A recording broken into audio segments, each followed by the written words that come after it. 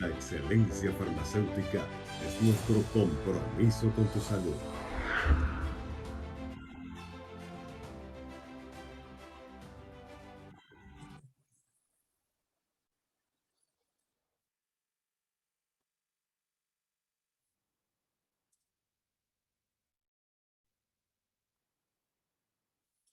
Hola, hola. Buenas tardes. Hola, buenas tardes. Tengan todos los presentes. Mi nombre es Pastor Galicia, CMO de Laboratorios Leti. Me complace mucho darles la bienvenida a nuestra actividad webinar de la tarde de hoy. En la tarde de hoy vamos a conversar acerca de un tema bien importante en el marco de una actividad que denominamos Menopausia Visión 360.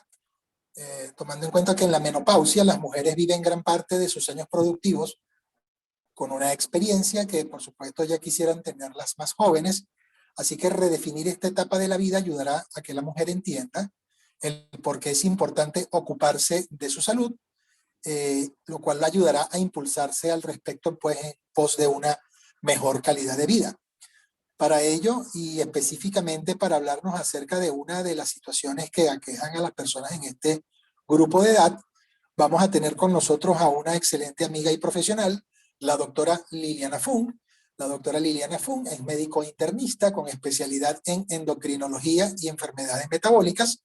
Actualmente es jefe de servicio de endocrinología y metabolismo del Hospital Universitario de Caracas. Además es directora del posgrado de endocrinología y enfermedades metabólicas de la Universidad Central de Venezuela en el posgrado del Hospital Clínico Universitario de Caracas, y actualmente se desempeña como secretaria de la Junta Directiva de la Sociedad Venezolana de Menopausia y Osteoporosis, SOVEMO. Así pues, en nombre del Gran Laboratorio de Venezuela, Laboratorios Leti, Genéricos Venezolanos Genven y la empresa de tecnología Biocontrolet, en el día de hoy, en alianza con la Sociedad Venezolana de Menopausia y Osteoporosis, los invitamos a este evento donde podremos escuchar a la doctora Fung hablarnos de baja masa ósea y osteoporosis. ¿Cómo la tratamos? A partir de ahora, y como un amable recordatorio, les pido por favor mantengan apagados cualquier equipo o dispositivo que pueda causar interferencia con la transmisión de este evento. Asimismo, recordarles que todos pueden realizar sus preguntas por medio del chat y, una vez más, agradecidos por su presencia acá en la tarde de hoy. Los dejo entonces con la amable compañía de la doctora Liliana Fung. Doctorísima, los micrófonos son todos suyos. Feliz tarde. Muchísimas gracias. Feliz tarde. Gracias a todos por acompañarnos para hablar sobre baja masa ósea y osteoporosis. ¿Cómo la tratamos? Como sabemos, la osteoporosis es una enfermedad esquelética sistémica donde no solamente disminuye la cantidad de masa ósea, sino también la calidad ósea, lo que predispone un aumento en el riesgo de fractura. Más de 200 millones de personas tienen osteoporosis en el mundo. Se estima que en Estados Unidos y Europa aproximadamente 30% de las mujeres posmenopáusicas tienen esta enfermedad.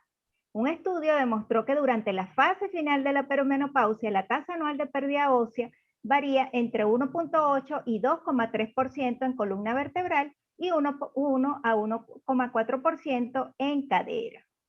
La Asociación Americana de Endocrinólogos Clínicos y el Colegio Americano recomienda que se debe evaluar el riesgo de osteoporosis en todas las mujeres posmenopáusicas de 50 años o más a través de una historia clínica detallada. Importante evaluar todas las causas secundarias de pérdida de masa ósea, si la paciente está utilizando algún fármaco que se asocie con pérdida de masa ósea, como por ejemplo glucocorticoides, inhibidores de aromatasa, anticonvulsivantes, realización de o cálculo del FRAX, que es la herramienta para estimar la probabilidad de fractura, y la realización de densitometría ósea. ¿Y para qué es importante? Para estratificar el riesgo de fractura, ya que la estratificación del riesgo de fractura nos va a permitir seleccionar a quién vamos a tratar, cómo va a ser la transición y duración del tratamiento. Recordemos el FRAX, que lo tenemos disponible para Venezuela desde hace varios años, y el FRAX no es más que la probabilidad a 10 años de fractura osteoporótica mayor, que incluye vértebra, muñeca, cadera, húmero proximal, y de fractura de cadera. Simplemente llenar todos los ítems que allí aparecen. Podemos hacerlo con o sin la densidad mineral ósea de cuello femoral, y esto nos va a permitir calcular dicha probabilidad. Los umbrales de intervención según el FRAX van a variar. Algunas guías, como por ejemplo las guías americanas, la Sociedad Americana Norteamericana de Menopausia, el Colegio Americano de Ginecología y Obstetricia, van a tener probabilidades de fractura que son fijos a través de las diferentes edades. Y es lo que hemos visto como la probabilidad a 10 años de fractura osteoporótica mayor de 20% o más, o fractura de cadera de 3% o más. Otras guías, como por ejemplo la del Reino Unido, van a utilizar umbrales de intervención dependientes de la edad y son específicos para cada país. Es así como en el año 2017, a finales de este año, se publica este estudio donde se determinaron tanto los umbrales de evaluación como de intervención en 7 países de Latinoamérica, donde participó el doctor Gregorio Riera. De esta forma, ya contamos en Venezuela con la probabilidad a 10 años de fractura osteoporótica mayor dependiente de edad. Vemos que a la edad de 40 años, esta probabilidad es de 0,7%, mientras que la edad de 90 años es de 22%. Quiere decir que a mayor edad, mayor riesgo de fractura. Aquí les traje este gráfico para recordar los criterios de la Organización Mundial de la Salud en cuanto al diagnóstico de osteoporosis en la posmenopausia. Y se basa en la puntuación del test. Normal es cuando tenemos una puntuación de test por debajo, mayor de menos 1.0, baja masa ósea, que es lo que se conocía antes como osteopenia, cuando el T está entre menos 1 y menos 2.5. Osteoporosis es cuando esta puntuación de T es menor o igual a menos 2.5, y ya osteoporosis severa u osteoporosis establecida es cuando tenemos T menor o igual de menos 2.5 y en presencia de fractura por fragilidad. Es importante mencionar que estos criterios, según la Sociedad Internacional de Densitometría Clínica, pueden aplicarse a la transición menopáusica. La determinación del riesgo de fractura en pacientes posmenopáusicas va a incluir tanto la medición de la densidad mineral ósea en columna lumbar y cadera. Insertamos ese valor de densidad mineral ósea de cuello femoral en la herramienta FRAX, y así vamos a tener varias categorías de riesgo. Riesgo bajo son pacientes que no tienen antecedentes de fractura por fragilidad, cuyo T-score está normal y cuya probabilidad de fractura a 10 años está por debajo del umbral de intervención para nuestro país. Riesgo moderado son pacientes que no tienen antecedentes de fractura de cadera o vertebral, cuyo T-score está en rango de baja masa ósea y cuya probabilidad a 10 años está por debajo del umbral de intervención. Riesgo alto, pacientes con historia de fractura vertebral o de cadera, cuya puntuación de T está en rango de osteoporosis, o que tienen probabilidad 10 años de fractura osteoporótica mayor o de cadera por encima del umbral de intervención. Es muy importante tener presente que para la Asociación Americana de Endocrinólogos Clínicos, toda paciente con antecedente de fractura de cadera o fractura vertebral es de alto riesgo, independientemente de la densidad mineral ósea. Riesgo muy alto son las pacientes que tienen fracturas vertebrales múltiples y puntuación de T en rango de osteoporosis. Aquí también se incluyen las pacientes ancianas, frágiles, que tienen aumento del riesgo de caídas, que toman glucocorticoides y que tienen muy bajas puntuaciones de T. ¿A quién le vamos a indicar tratamiento? A todas aquellas pacientes que estén dentro de la categoría de alto riesgo de fractura. Es decir, en presencia de fracturas por fragilidad, como lo comenté, independientemente de la densidad mineral ósea, claro, siempre hay que descartar que haya preexistencia de alguna enfermedad, de alguna otra enfermedad metabólica ósea. Si el T-score es menor o igual a menos 2.5 en alguna de las áreas de interés como cuello femoral, cadera total, columna lumbar o tercio de radio, y en pacientes con baja masa ósea cuando el FRAX se ubica por encima del umbral de intervención para nuestro país. Aquí podemos observar que ya en Venezuela contamos con nuestros umbrales de intervención, es decir, que todas esas probabilidades que estén en esta área roja tenemos que indicar tratamiento. Les traigo este cuadro porque para la Asociación Americana de Endocrinólogos Clínicos, la baja masa ósea se puede utilizar para diagnosticar osteoporosis posmenopausia. Cuando esa baja masa ósea esté en presencia de fractura por fragilidad y cuando la paciente tenga baja masa ósea y su FRAX esté por encima del umbral de intervención. En esas dos circunstancias podemos hacer diagnóstico de osteoporosis en presencia de baja masa ósea, según la Asociación Americana de Endocrinólogos Clínicos. ¿Cuáles son los objetivos del tratamiento? Prevenir la fractura, mejorar la densidad y calidad ósea y corregir los factores de riesgo modificados. Es imprescindible, como les comenté al principio, una historia clínica exhaustiva y evaluar las causas posibles de pérdida de masa ósea a través del interrogatorio y examen físico adecuado. Aquí podemos observar cuáles son los laboratorios iniciales que le debemos solicitar a la paciente, incluyen hematología completa, química sanguínea, incluyendo calcio, fósforo, albúmina para corregir el calcio, pruebas hepáticas, incluyendo fosfatasa alcalina, creatinina y electrolito.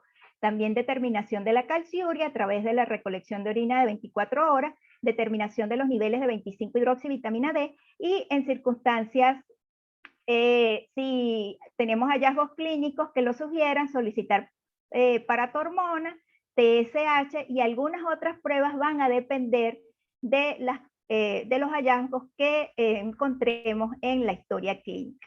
¿Sí? Estamos planteando que hay presencia de alguna enfermedad que cause pérdida de masa ósea. Son muy importantes las recomendaciones generales que van a incluir ingesta adecuada de calcio y vitamina D, las estrategias de prevención de caídas, ejercicio, omitir el cigarrillo y evitar el consumo excesivo de alcohol y cafeína.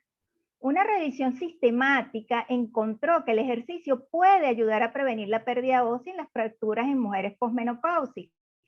Los ejercicios sin apoyo en carga con fuerza alta, como el entrenamiento de fuerza y resistencia de las extremidades inferiores, así como los programas de ejercicio combinado, son muy importantes para prevenir la pérdida ósea. El tai chi y los programas de fisioterapia también son especialmente efectivos para mejorar el equilibrio y prevenir las caídas.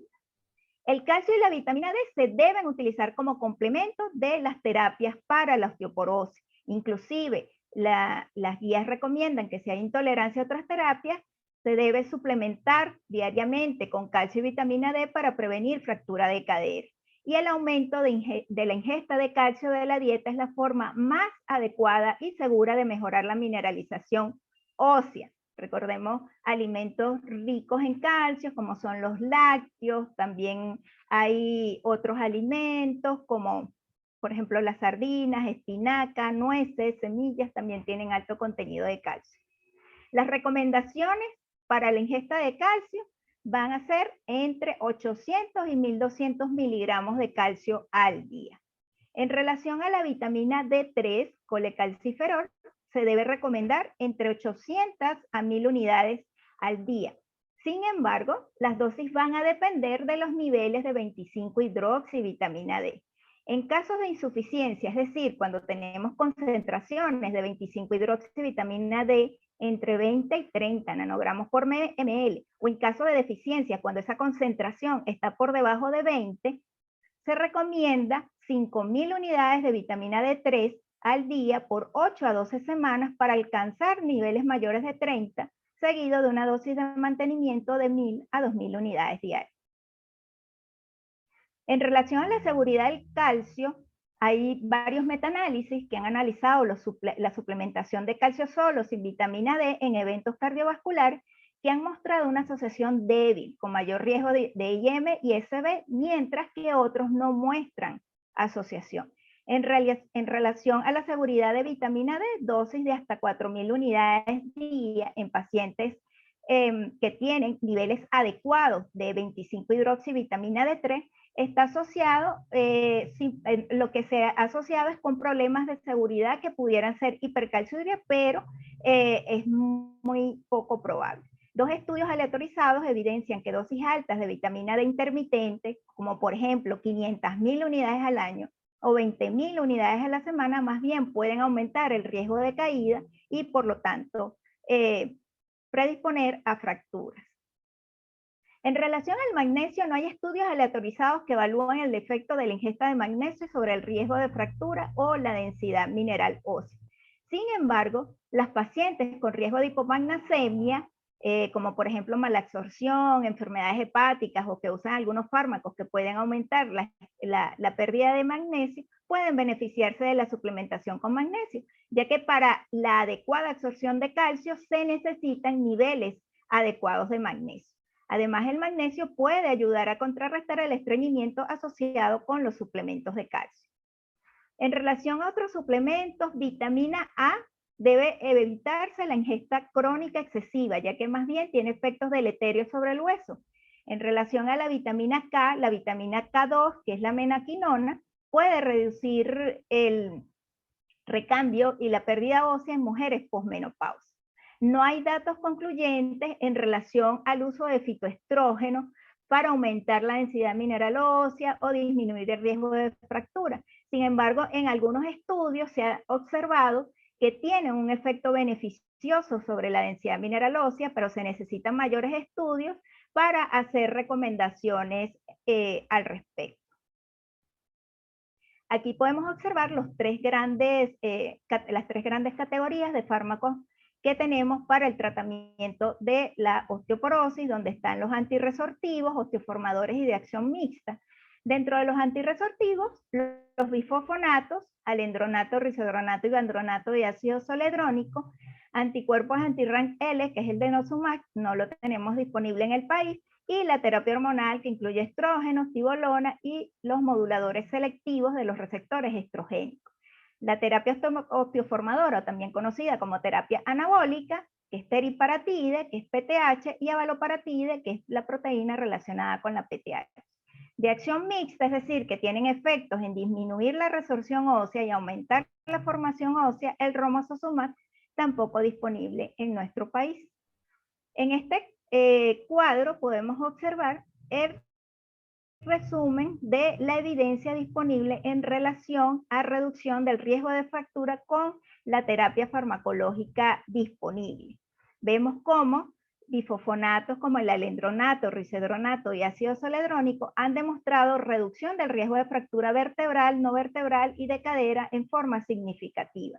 Y vandronato, reducción del riesgo de fractura vertebral, sin efecto demostrado en reducción de riesgo de fractura no vertebral y fractura de cadera. Sin embargo, es importante resaltar que la falta de un efecto demostrable debe considerarse en el contexto de que los estudios no tuvieron el poder estadístico adecuado. Denosumab y terapia hormonal reducen el riesgo de fracturas vertebrales, no vertebrales y de cadera. Raloxifeno solo, reducción del riesgo de fractura vertebral. Terapia anabólica, teriparatide, abaloparatide, romosozumab reducen riesgo de fracturas vertebrales, no vertebrales y de cadera, y calcitonina se asocia con reducción significativa solo del riesgo de fractura vertebral. Los bifosfonatos, desde que se comenzaron a utilizar en 1990, han sido uno de los fármacos o los fármacos más utilizados en el mundo para el tratamiento de la osteoporosis. Los bifosfonatos están indicados en mujeres posmenopáusicas con riesgo alto de fractura como tratamiento inicial, bien sea alendronato, risodronato, ácido zoledrónico y vandronato para reducir el riesgo de fractura.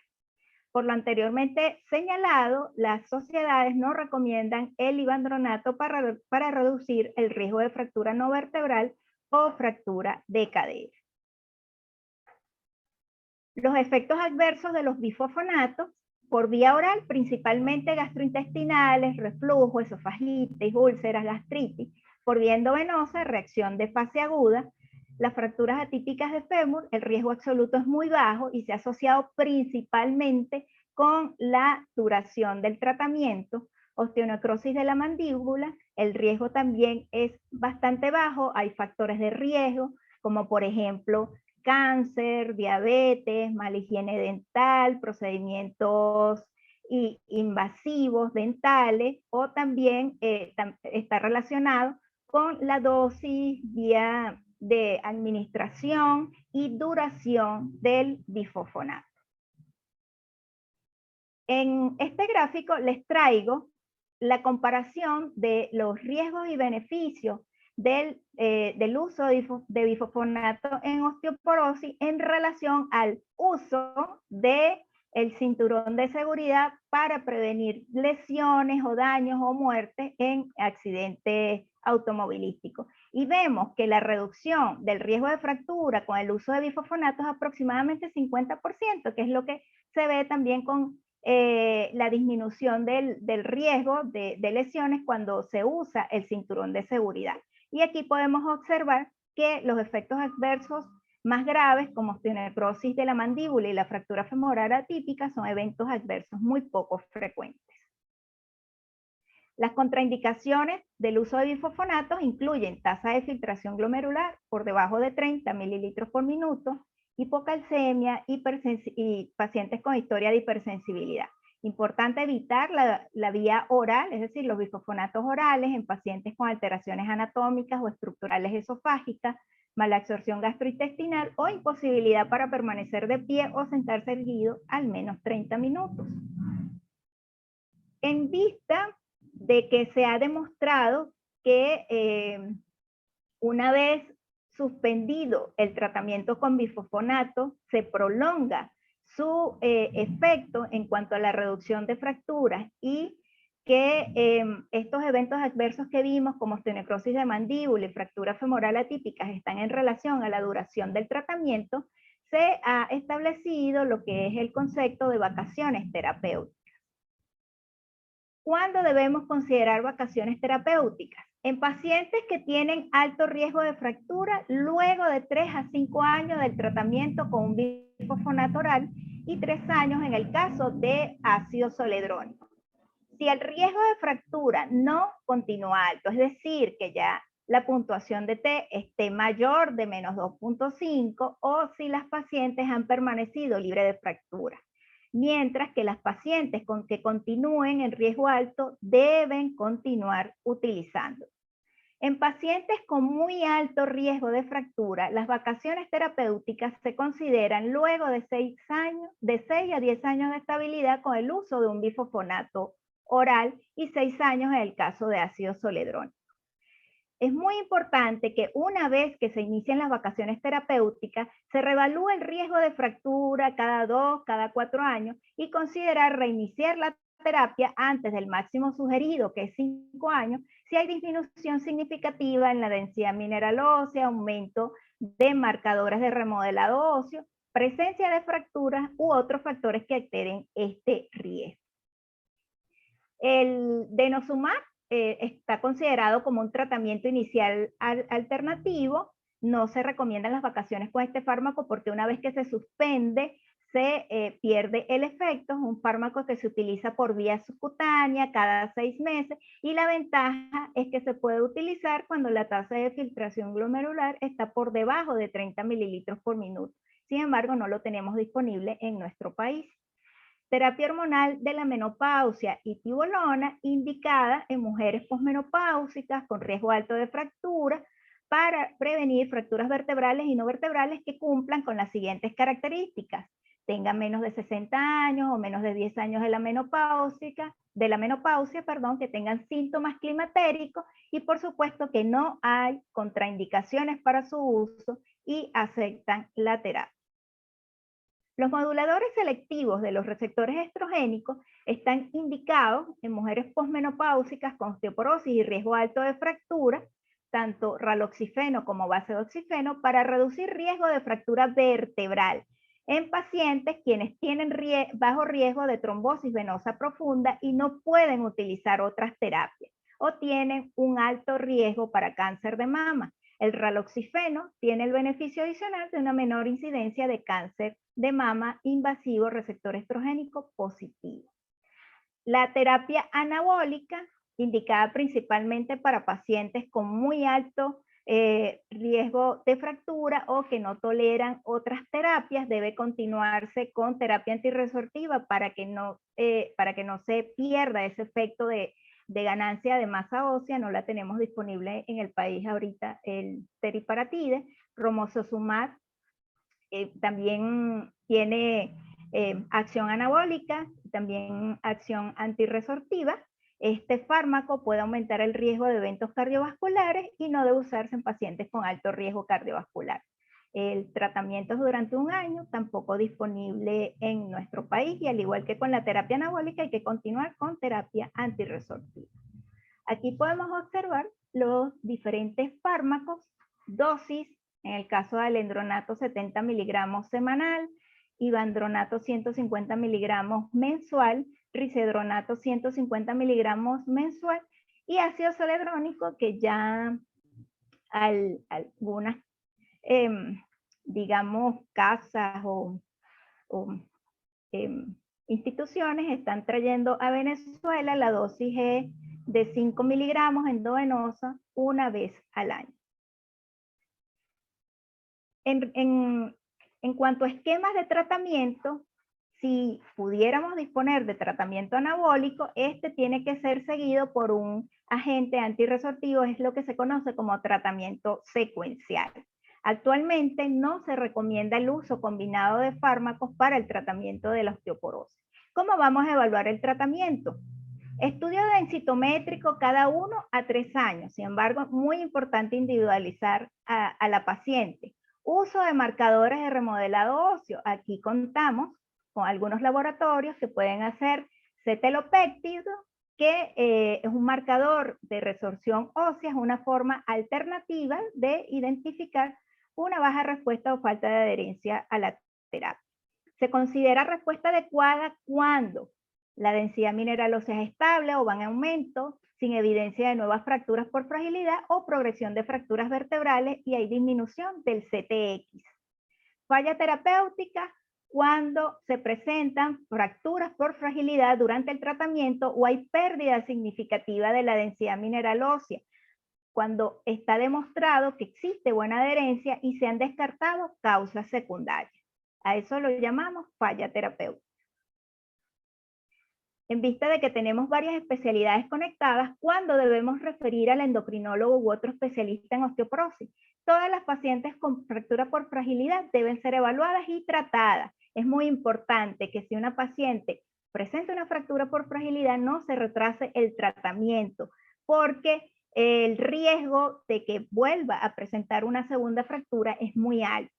En pacientes con densidad mineral ósea normal, que presente fracturas sin un trauma mayor, cuando hay fracturas recurrentes, cuando hay causas secundarias o en pacientes con patología de base que compliquen el manejo. En este algoritmo podemos observar un resumen de lo que es el tratamiento de la osteoporosis posmenopáusica. Muy importante lo que son las modificaciones del estilo de vida, adecuada ingesta de calcio y vitamina D.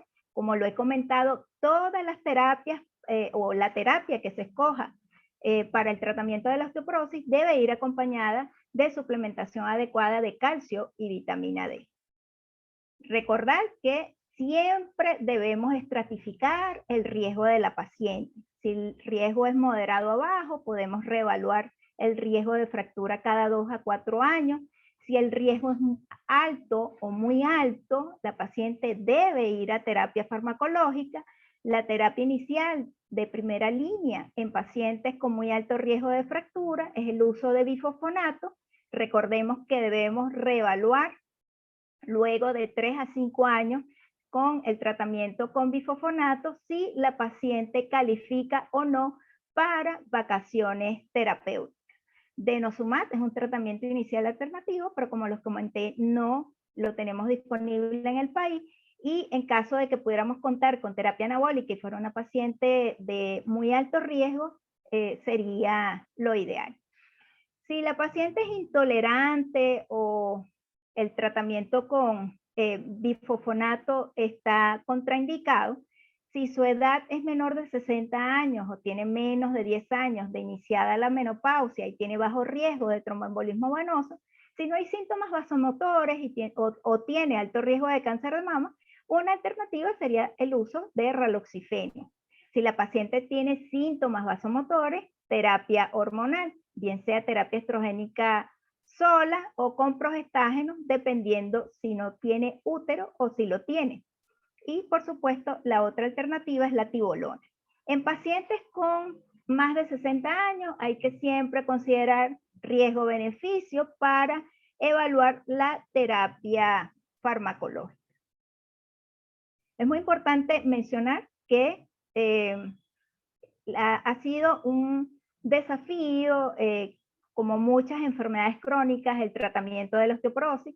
De hecho, hace pocos meses se publicó un estudio donde se observaba cómo ha disminuido lo que es el diagnóstico y tratamiento de la osteoporosis a nivel mundial.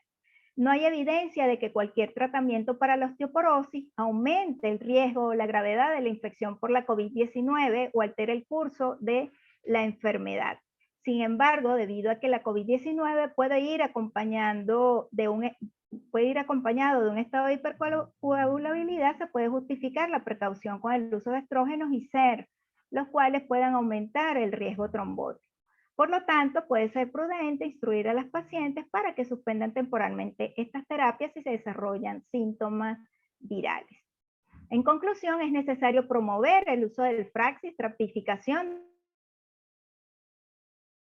del riesgo de fractura. Nuestro país cuenta con umbrales de intervención dependientes de la edad. Los bifosfonatos suelen ser el tratamiento de primera línea para la osteoporosis. Importante evaluar los riesgos, beneficios y preferencias de forma individual para determinar cuál medicamento es óptimo. Y en general, aparte del calcio y la vitamina D, se recomienda utilizar un tratamiento farmacológico a la vez y no combinarlos. Muchísimas gracias por su atención.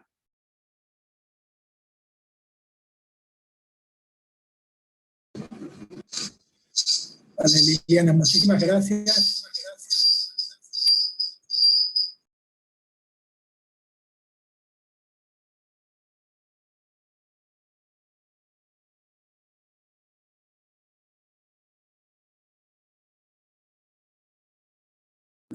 Doctor Pastor, está silenciado.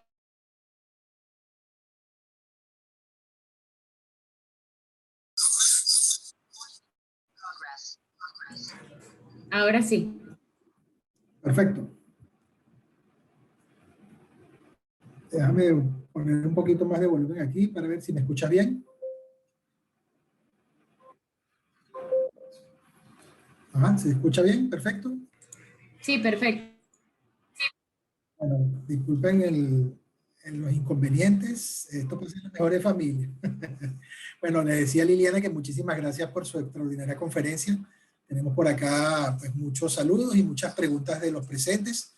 Con tu permiso, Liliana, voy a proceder a leer algunas de las inquietudes que tienen nuestros asistentes. Mientras tanto, les recuerdo que esta actividad está siendo grabada y una vez finalizada será colgada en el canal de YouTube de Laboratorios Leti SAB, para que tengan a bien pues seguirnos y activar las notificaciones para que estén al pendiente no solamente de esta, sino de otras de nuestras actividades de educación médica continua. Liliana, por acá nos preguntan en relación a las vacaciones del tratamiento o drug holiday. ¿Se trata de un tiempo o periodo fijo o es algo que o que se evalúa dependiente de cada caso en particular? Sí, en cuanto a las vacaciones con bifosfonato, depende uno del riesgo de fractura, es decir, de la estratificación del riesgo de la paciente, porque no es lo mismo que estemos tratando a una paciente con alto riesgo a una paciente con muy alto riesgo, ¿no?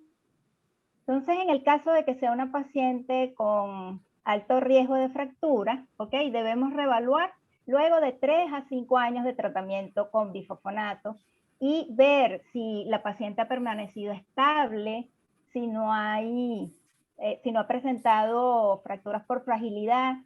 Y es decir, que no veamos ningún indicio de que el riesgo de fracturas esté aumentando, allí es donde podemos decidir que esa paciente puede ir a vacaciones terapéuticas.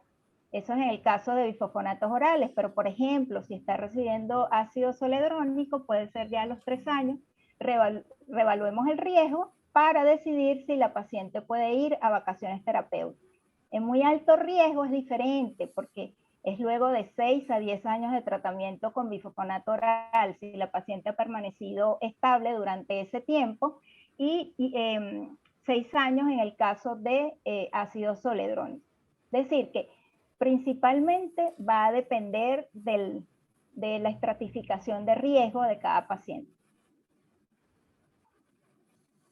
Ok, perfecto. Muy bien.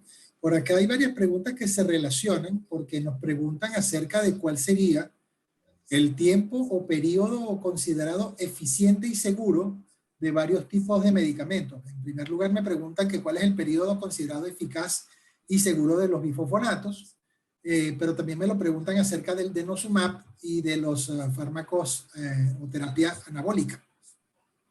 En relación a los bifosfonatos, como les comenté, depende si el uso es oral, endovenoso, depende de la estratificación de riesgo de la paciente y fue lo que respondí anteriormente. En relación al denosumab, una vez completados 5 años, se puede reevaluar el riesgo, pero los estudios con denosumab inclusive han sido hasta 10 años de tratamiento. En relación a terapia anabólica, en el caso de teriparatide, el tratamiento es durante 2 años. En el caso de romosozumab, el tratamiento es por 1 año. Ok. Y en relación a los bifosfonatos per se, para pacientes menopáusicas con osteoporosis, preguntan si hay diferencia en cuanto a eficacia de alendronato, risedronato o ácido zoledrónico o ivandronato en cuanto a la reducción del riesgo de fractura y en cuanto a su seguridad como fármaco. Ok, en relación a, por ejemplo, alendronato, risedronato o ácido zoledrónico, estos tres, digamos, tipos de bifosfonatos tienen demostrada su reducción de riesgo de fractura tanto vertebral como no vertebral y de cadera, y de hecho son, digamos, sugeridos en las guías sin distensión como tratamiento inicial de primera línea. En relación al ivandronato, lo único es que los estudios no demostraron de forma significativa que este fármaco reduzca el riesgo de fracturas vertebrales, el riesgo de fracturas no vertebrales y fracturas de cadera. Perfecto. Y por acá me preguntan si es coste efectivo en nuestro país la determinación de vitamina D antes de iniciar terapia con esta. Yo les sugiero que si el paciente puede hacérselo, es lo ideal. ¿Por qué? Porque tenemos bastante, digamos, en las pacientes prevalencia, bien sea de insuficiencia o deficiencia de vitamina D. Y para la dosis inicial es muy importante saber cómo están las concentraciones de 25-hidroxivitamina D en estas pacientes.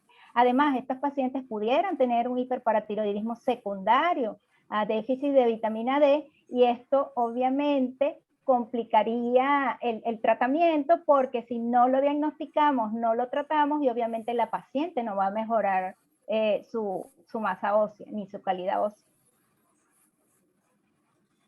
Vale, muy bien. ¿Cuál sería el papel de ejercicio, yoga, tai chi, actividades al aire libre en la reducción del riesgo de fractura? Muy importante esa pregunta. De hecho, hay páginas ya de la Fundación Nacional de Osteoporosis o de la IOF, donde están bien especificados cada uno de estos ejercicios. Dentro de esos, el Tai Chi es el que ha demostrado que mejora más el equilibrio, previene las caídas. Sin embargo, también es importante el uso de la fisioterapia para mejorar lo que es el equilibrio y prevenir caídas en las pacientes, sobre todo en las pacientes mayores.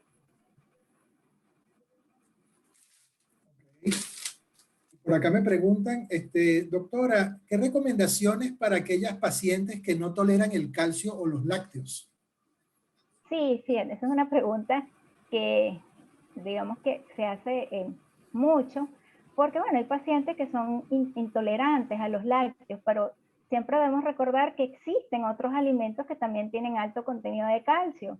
Y de hecho, hay en la página de la Fundación Nacional de Osteoporosis, que es la NOS, por sus siglas en inglés, hay una calculadora de calcio que le permite al paciente, está muy sencilla, de hecho, para ser usada por el paciente, que le permite estimar el contenido de calcio de los alimentos. Y están todas las variedades de alimentos, otros alimentos que contienen calcio, por ejemplo, las sardinas, espinacas, nueces, semillas y etcétera, que por allí pueden calcular.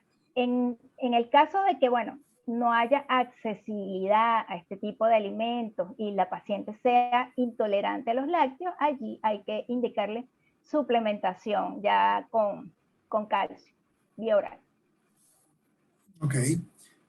Por acá la amiga doctora Marisol Fernández nos pregunta si puede mencionar nuevamente los umbrales de FRAX para Venezuela. Ok, ese es un gráfico, ok, y va a ser dependiente de la edad. Es decir, que el umbral va a ser diferente en cada una de las edades. Yo lo que les recomiendo es que lo tengan disponible en su, por ejemplo, en su teléfono o en su computadora. Y una vez que le calculen el FRAX al paciente, lo busquen en la tabla para ver si su FRAX está por encima o por debajo del umbral de la intervención, porque son varias probabilidades, porque la probabilidad va a cambiar dependiendo de la edad. Bueno, y precisamente aquí nos preguntan en relación al umbral de intervención, porque pareciera que no quedaba claro de que una paciente o una paciente a quien le hagamos o le apliquemos el FRAX deba recibir tratamiento cuando el diagnóstico sea baja masa ósea. O sea, ¿o qué recomendaciones le daríamos en estos casos? Sí, de hecho, fíjense que por eso incluso traje ese cuadro que mostré, que para la Asociación Americana de Endocrinólogos Clínicos, el hecho de tener baja masa ósea y un FRAX por encima del umbral de intervención ya hace que se pueda hacer diagnóstico de osteoporosis. Y entonces, por lo tanto, esta paciente tiene que ser tratada. De hecho, esta es una indicación de tratamiento. Lo importante del FRAX es que podamos calculárselo a todas las pacientes. Es decir, si estamos evaluando a una paciente, de hecho, inclusive sin densimetría, en la primera consulta podemos evaluarle el FRAX a la paciente, tenemos que tener el cuadro que yo les mostré al principio.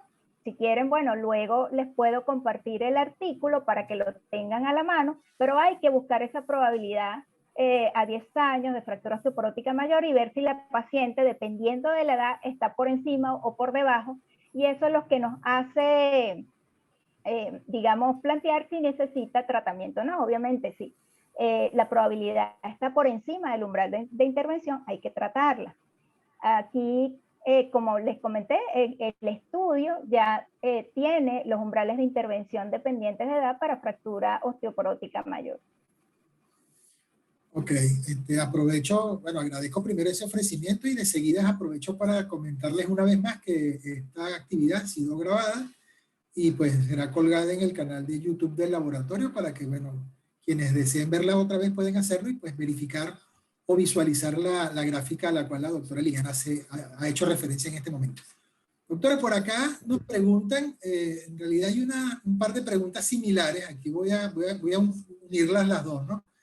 Por acá mencionan, existe un metaanálisis para ivandronato, el estudio NOVERT, que habla de 30% de disminución de fracturas no vertebrales para esta molécula. ¿Qué nos puede decir al respecto? Y hay otro metaanálisis, sí, hay un metaanálisis también donde hace unos años se comparó el poder digamos, de alcanzar la meta de disminución de riesgo de fractura comparando los diferentes bifosfonatos. Entonces, también aprovechar qué comentario nos puede hacer al respecto. Sí, como mencionan, hay algunos estudios post-hoc que han demostrado que el ivandronato puede reducir el riesgo de fracturas no vertebrales y de cadera. Sin embargo, en los estudios iniciales y para los cuales se hizo, y basándose en el análisis de todos los estudios que se utilizaron, tanto para la guía de la Sociedad de Endocrinología como para la guía de la Sociedad Americana de Endocrinólogos Clínicos, la IOP, se basan en estos resultados y por eso es que se hace el comentario técnico de que el ivandronato no debería usarse para la reducción del riesgo de fractura no vertebral o fractura de cadera. Pero como les comenté, eso se basa principalmente en esa falta o que no se pudo demostrar en ese momento el poder estadístico del fármaco. Perfecto. Por acá, no sé si es pregunta o comentario, pero dice si el paciente es intolerante al calcio, la vitamina D sería suficiente para mejorar la densidad ósea. Creo que es un comentario. Sí, lo que pasa es que la vitamina D sola no es lo recomendado, o sea, es vitamina D más calcio, porque digamos el efecto de la vitamina D es aumentar la absorción del calcio, ¿no?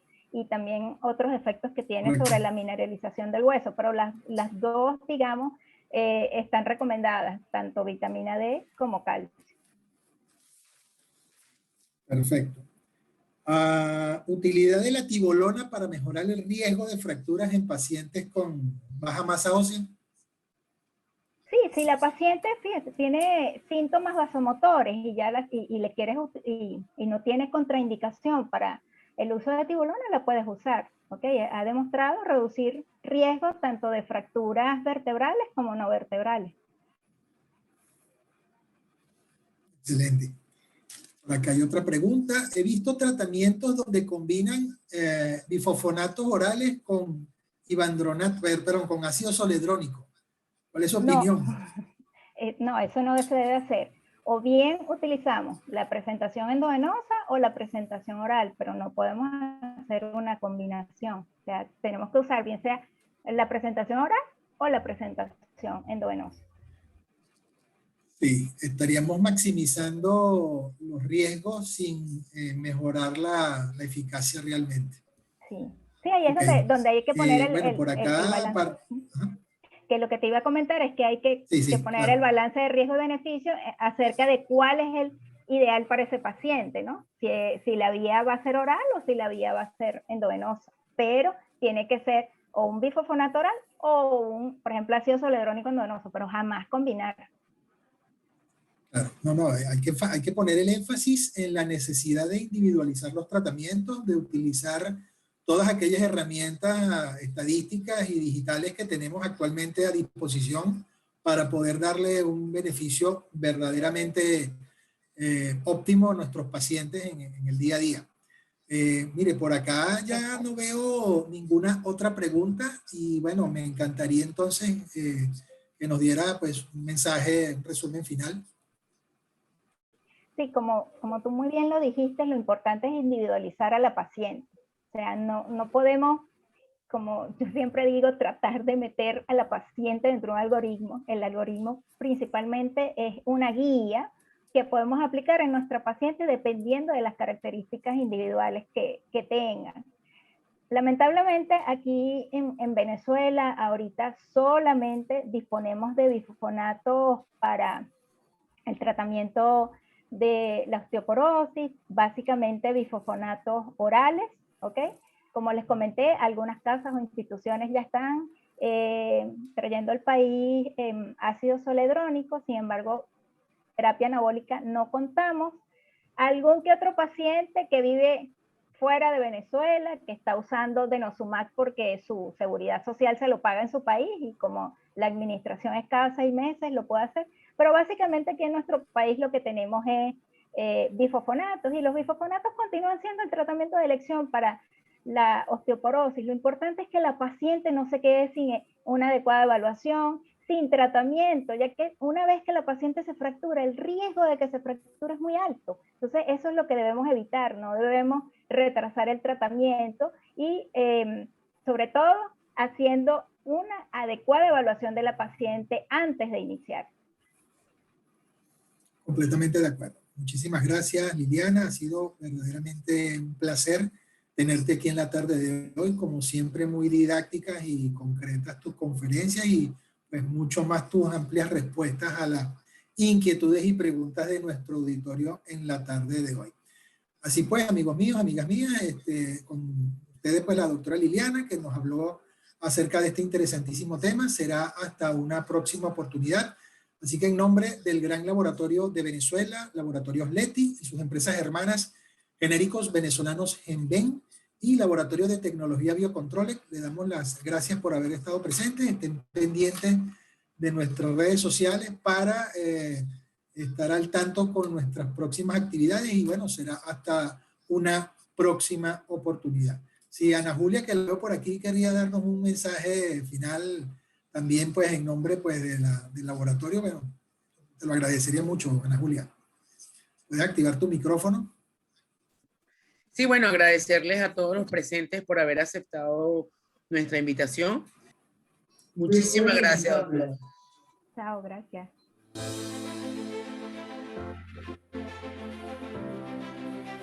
Aló.